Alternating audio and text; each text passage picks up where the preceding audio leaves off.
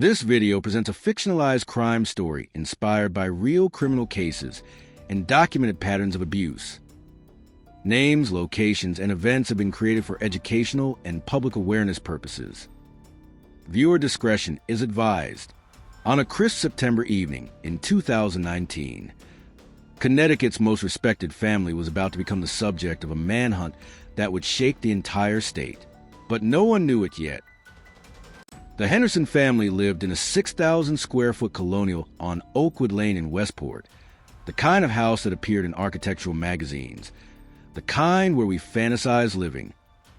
Richard Henderson was the kind of man who made other men feel inadequate. A 48-year-old investment banker with a Rolex, perfectly pressed shirts, and the sort of confidence that comes from never being questioned. Catherine was his perfect complement, blonde, graceful, and eternally smiling. The woman who chaired the hospital charity gala and somehow made 6-course dinners look effortless. Together, with their 3 children, twins Marcus and Victoria, both 18-year-old honor students, and 14-year-old Emma, they represented everything American prosperity promised. No one had any reason to suspect that inside those walls, something monstrous was happening. The first crack appeared when Emma Henderson didn't show up for school on September 16th.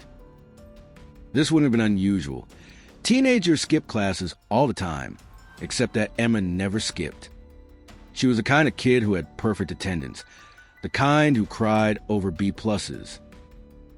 When her algebra teacher, Mrs. Patterson, called the Henderson residence that afternoon, Catherine's voice on the other end was eerily serene. Emma's visiting her grandmother upstate for a few weeks. A family matter. The explanation was smooth, practiced, delivered with just enough concern to seem authentic. But Emma's best friend, Jenna Martinez, knew something was wrong. Jenna had met Emma every morning for 3 years at the corner coffee shop. They'd shared everything: college dreams, first crushes, the anxieties of teenage life. When Emma didn't appear on the 4th consecutive morning, Jenna felt a knot in her stomach. She'd texted multiple times. No response. By Wednesday evening, she drove to the Henderson house under the pretense of dropping off homework, excuse thin enough to see through but necessary to avoid seeming intrusive. Through the front window, she saw Marcus in the living room, his face eerily blank as he stared at nothing. She rang the doorbell. No answer. She rang again. This time, Richard appeared, blocking the doorway, his jaw tight.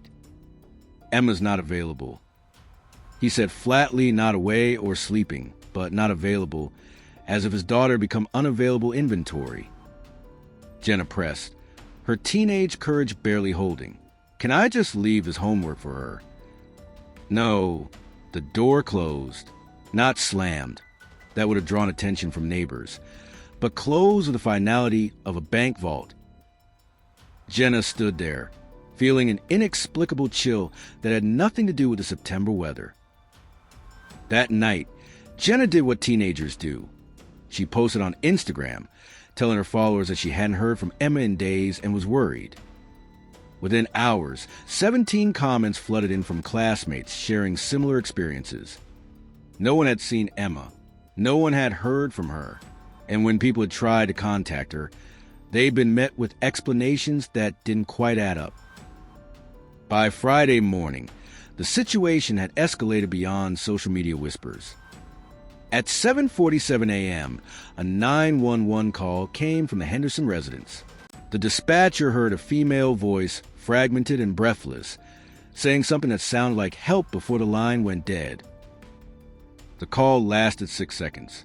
Operators tried calling back, but the line was busy. Within minutes, 3 police cruisers were racing toward Oakwood Lane. What Officer Marcus Chun discovered when he entered the Henderson home at 8:03 a.m. would haunt him for the rest of his career. In the basement, in a room that Richard had soundproofed with his own hands over the course of 2 months, they found Emma. She was alive, but barely. 14 years old, 5 feet tall, weighing 93 pounds. Her wrists bore deep impressions where something had bound her. Her skin was pale in a way that suggested prolonged darkness. But it was her eyes that terrified the officers most. Eyes that looked at them with a combination of terror and a kind of broken recognition, as if she'd stopped believing anyone would come. The paramedics arrived at 8:14 a.m., and as they loaded Emma into the ambulance, her mouth moved silently, as if she was trying to warn them about something she couldn't articulate.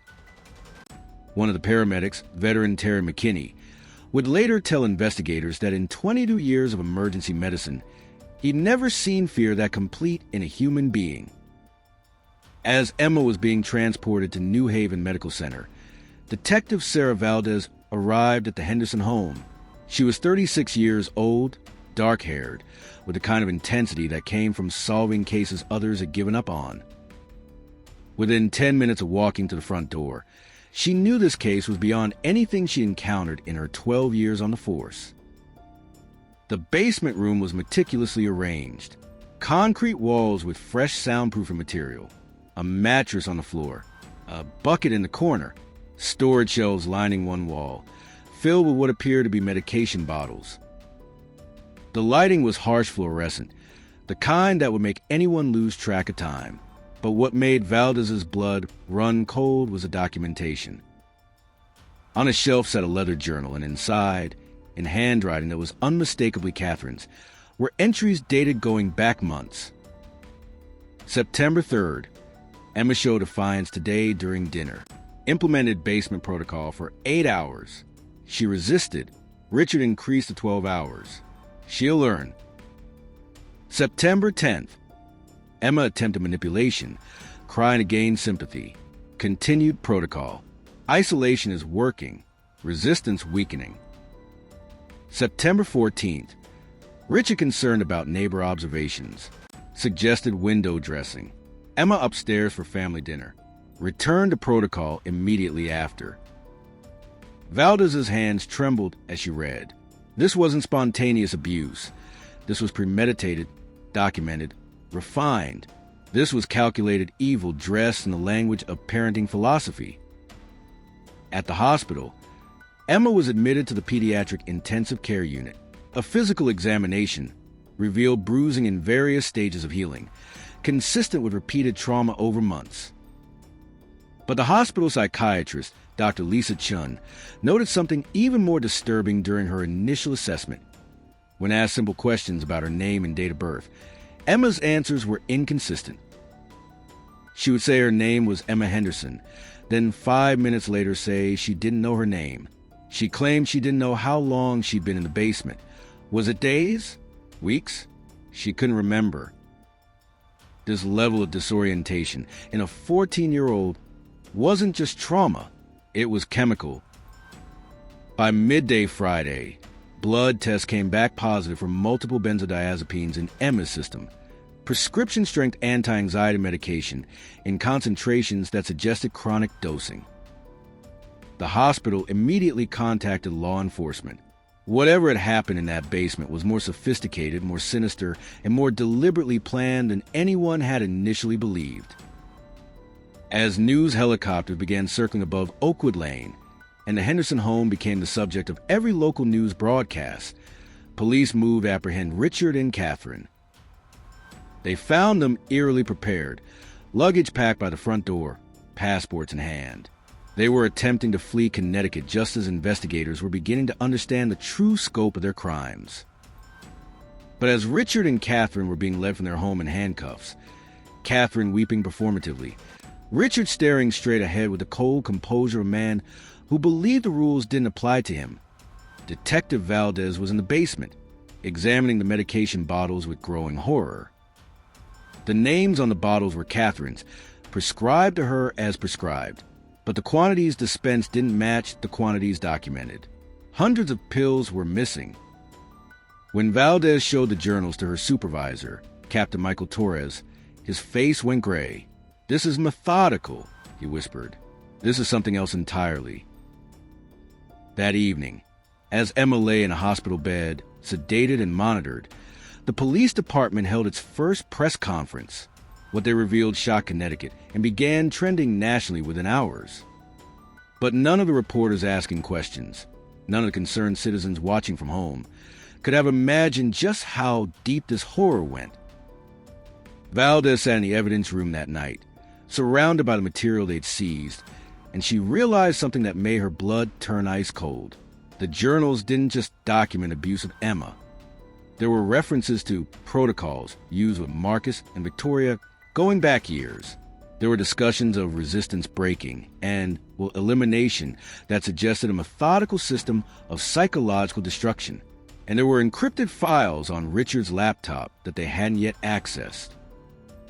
She opened her laptop and began searching through preliminary digital evidence. What she found in Richard's browser history made her stand up from her chair. Richard Henderson had been accessing forums, dozens of them, hidden forums with names like Disciplined Philosophy, Patriarchal Living, and Family Authority Network. There were username threads, thousands of messages discussing effective techniques, managing defiance, and something referred to repeatedly as the network. Valdez's hands went cold. The evidence suggested that Richard wasn't working alone. He wasn't a singular predator operating in isolation. He was part of something larger, something organized, something that had been teaching him exactly how to do this. She immediately called federal law enforcement. As she waited for the FBI to arrive, she kept reading deeper and deeper into the digital evidence, each file more disturbing than the last, each message revealing a wider conspiracy. The time the federal agents walked through the door at 2 a.m., Valdez had already begun to piece together a horrifying truth. The Henderson case wasn't about one family's evil. It was about a network. And Richard Henderson was just one node. When Dr. Michael Torres first met with Marcus Henderson at the psychiatric evaluation facility on September 25th, he expected a traumatized teenager. What he encountered instead was something that sent a chill through his 20 years of clinical experience. A young man who had been so thoroughly psychologically dismantled that he couldn't articulate his own emotional reality. "Did your father hurt you?" Torres asked gently. Marcus stared at his hands. "He disciplined me. That's different." "Did it hurt?" "I deserved it," Marcus replied mechanically, and Torres heard something in those four words that made him understand the depth of the psychological operation that had been conducted in that house. This wasn't simple abuse. This was indoctrination. Over the following weeks, as the three Henderson children began therapy under court order, a portrait emerged of a calculated, systematic, almost scientific approach to breaking down a child's sense of self. Richard had begun with Marcus when the boy was 7 years old, after Marcus had cried in public, which Richard deemed embarrassing to the family. What followed was progression that would have seemed absurd if it weren't so meticulously documented in the journals they'd seized. The early phase, documented as Phase 1, Authority Establishment, involved public humiliation and isolation. Richard would deliberately set expectations he knew his son couldn't meet, then punish him severely when he failed. He'd remove Marcus from family dinners, relegating him to eating alone in his room. He'd make him wear clothing that was noticeably different from his siblings on days when he'd failed, ensuring other family members witnessed his shame. What Richard was doing, whether consciously or intuitively, was destroying Marcus's sense of secure attachment. By the time Marcus was 12, Phase 2, reality distortion, had begun. Richard would gaslight his son relentlessly. Marcus would clearly remember an event one way. Richard would insist it happened differently, and would produce witnesses, Catherine, the twins, who would corroborate his version. Marcus learned that his own memory was unreliable, that his perceptions couldn't be trusted, that questioning his father was not just disrespect, but a sign of his own mental deficiency. When Victoria turned 10, she'd become a tool in this system. Richard had convinced her that Marcus's problems were genuine, that his brother needed correction, and that her role was to help enforce it. She became the enforcer, the messenger, the one who delivered punishments on her father's behalf. And in doing so, she'd internalized the ideology that this was necessary and righteous. The progression to physical punishment came subtly. Richard learned which strikes left the fewest visible marks. He discovered that striking the inner thighs, the small of the back, and the soles of the feet produced maximum pain with minimum evidence.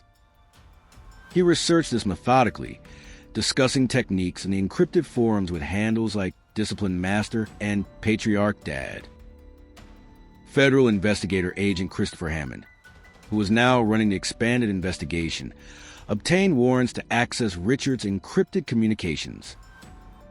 When the FBI's digital forensics team cracked the encryption on September 28th, what they found was revelatory. Richard wasn't just participating in these forums. He was an active contributor, someone whose advice was sought, someone who was teaching others.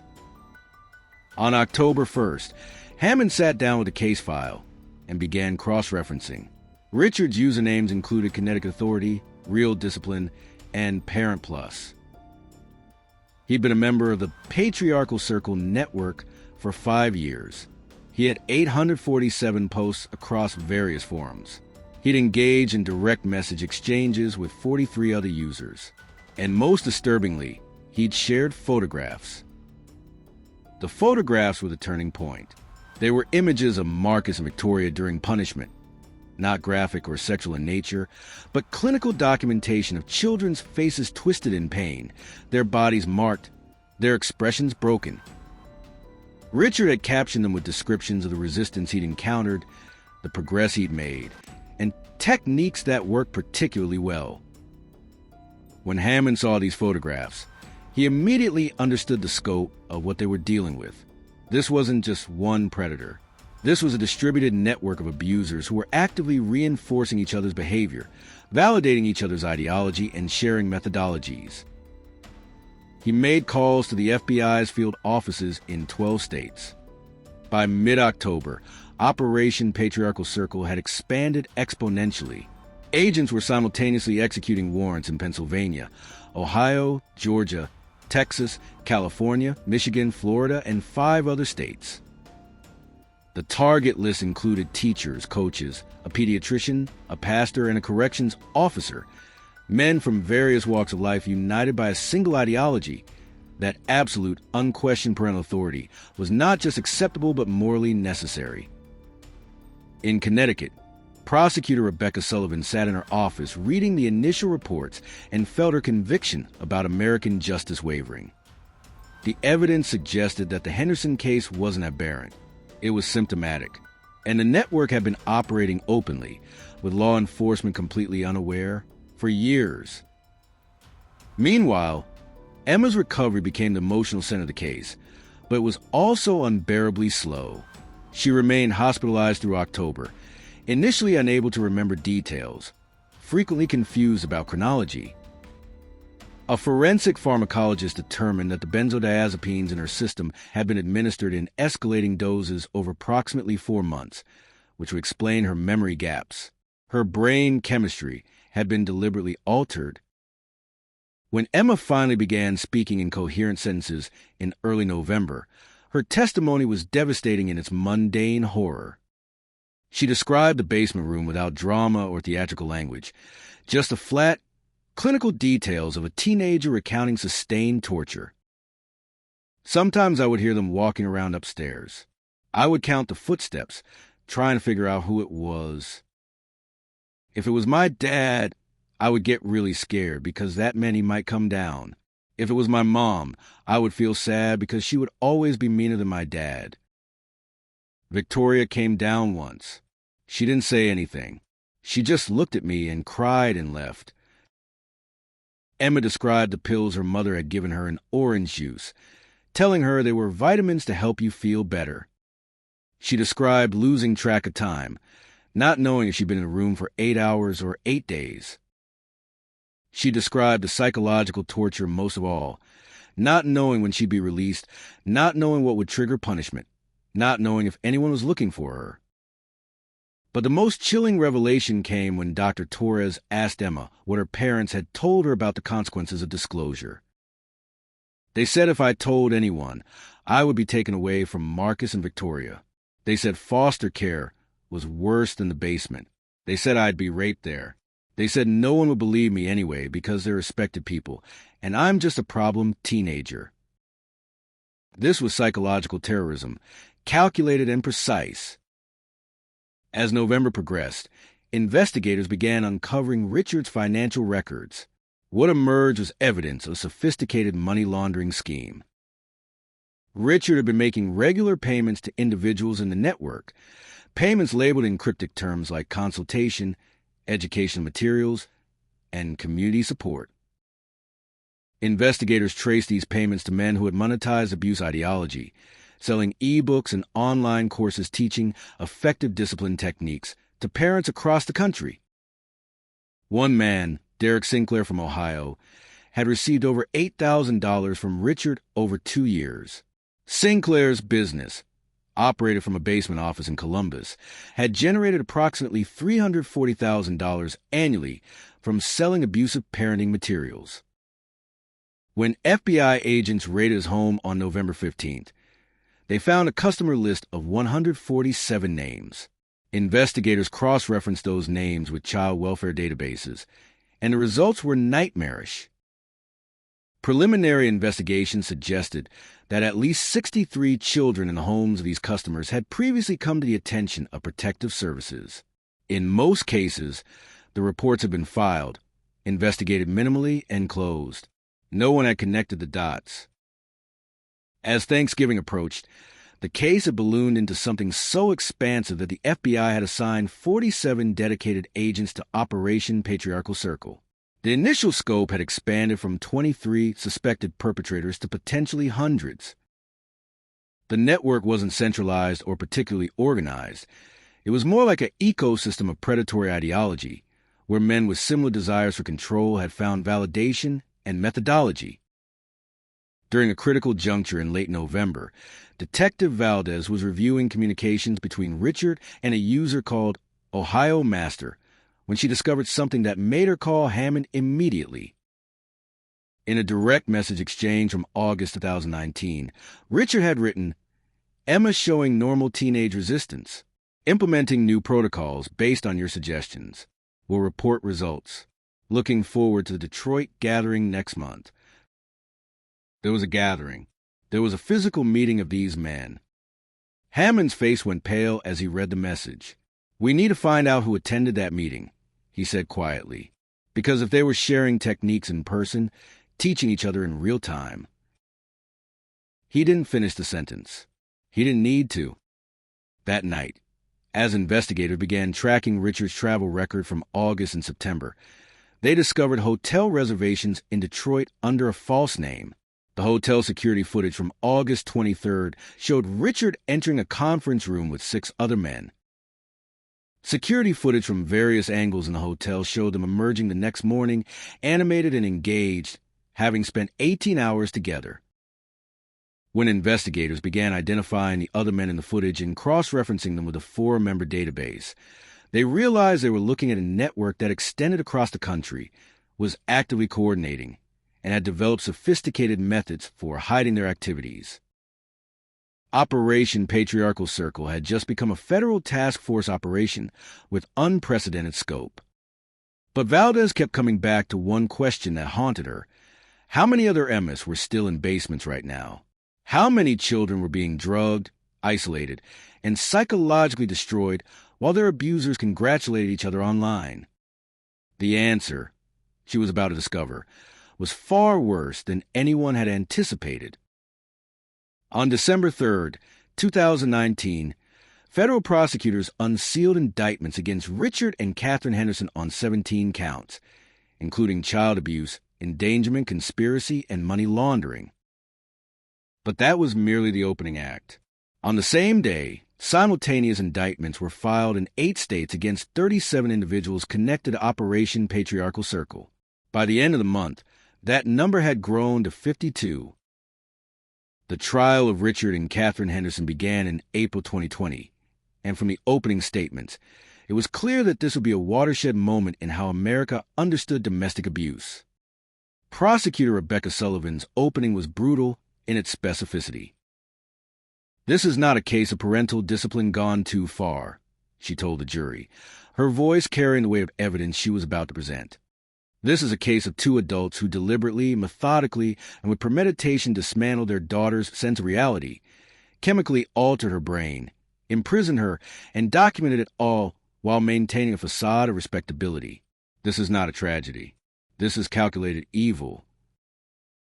The prosecution strategy was comprehensive. They presented testimony from Dr. Michael Torres, who explained the psychological concept of coercive control, how abusers systematically eliminate victims' autonomy, reality test them, and create dependency.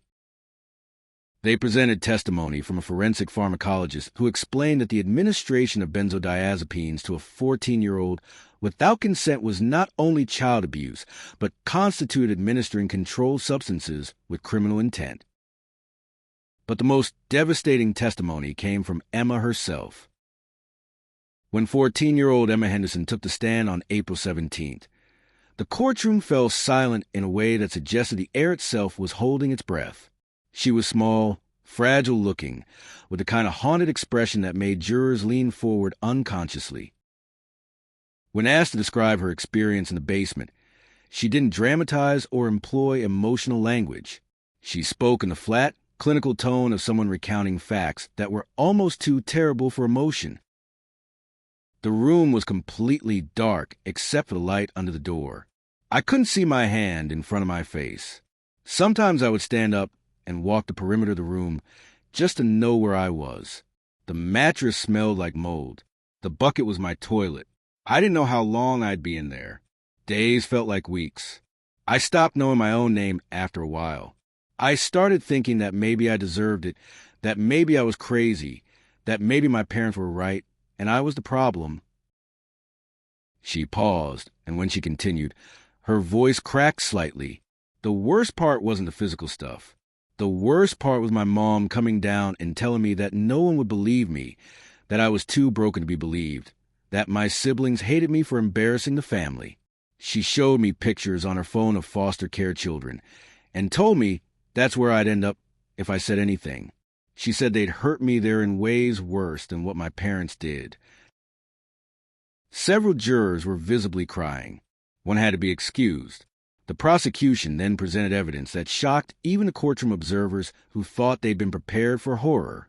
They introduced the journals, the photographs, and most damaging of all, they presented excerpts from Richard's forum communications with annotations from digital forensics experts, showing exactly what techniques he'd learned, which ones he'd implemented, and how he'd refined them based on feedback from the network.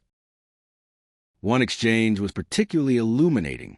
A forum user named GeoMaster had suggested a technique involving prolonged isolation combined with periodic positive reinforcement to create psychological dependency.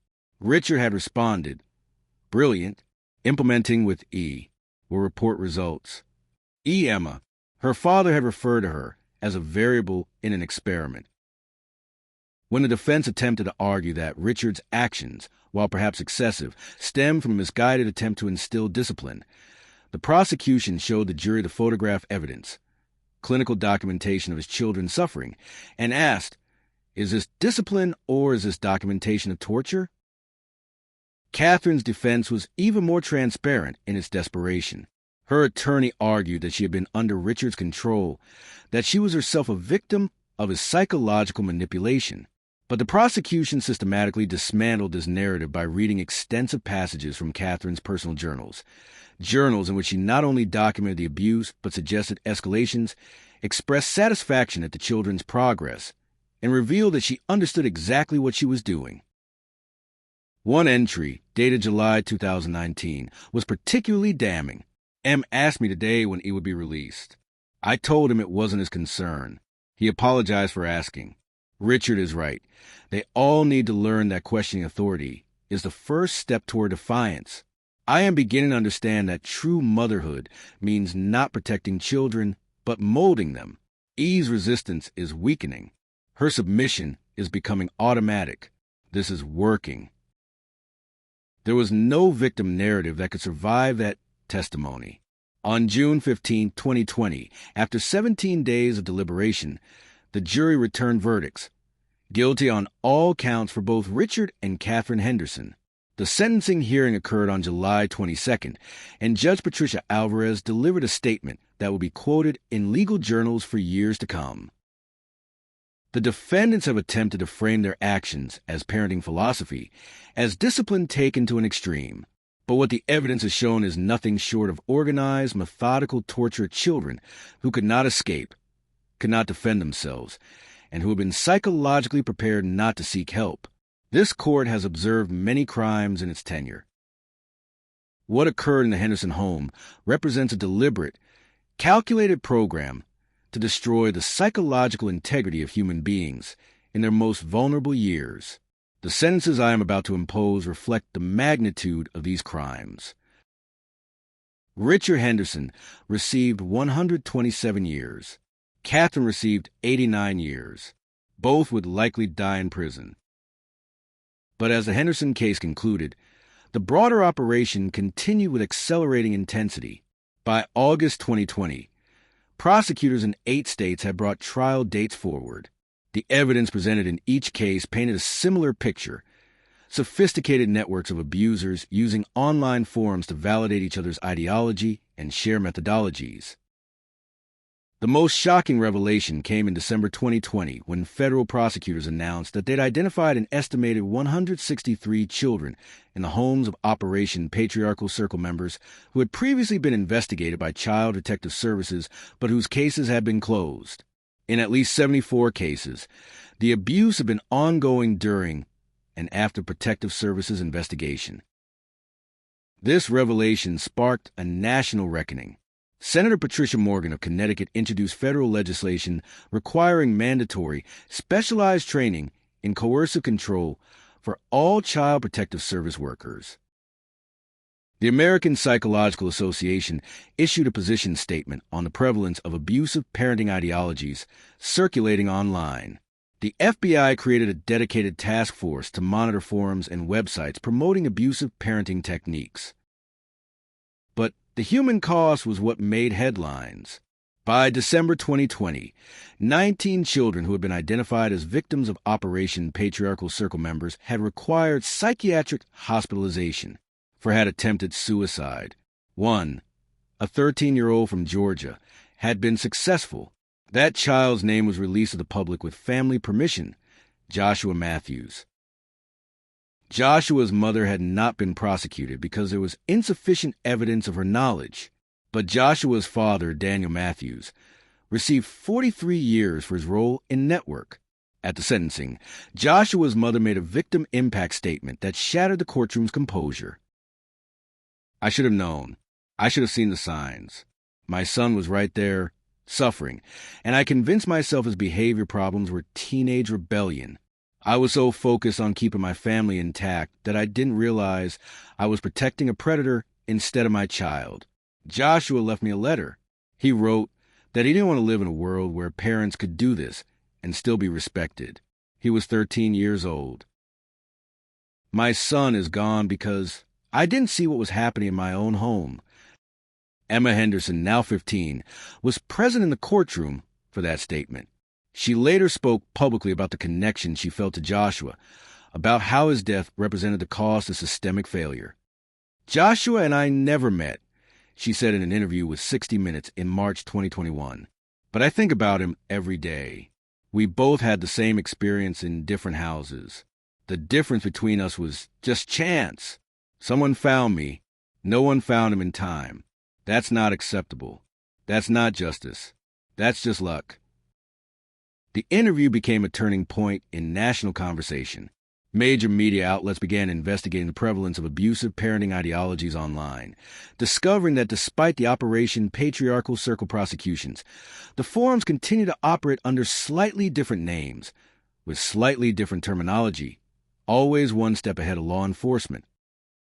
Emma established the Henderson Foundation for Abuse Survivors in May 2021, using a $2.3 million settlement from a civil suit against her parents to fund trauma recovery programs.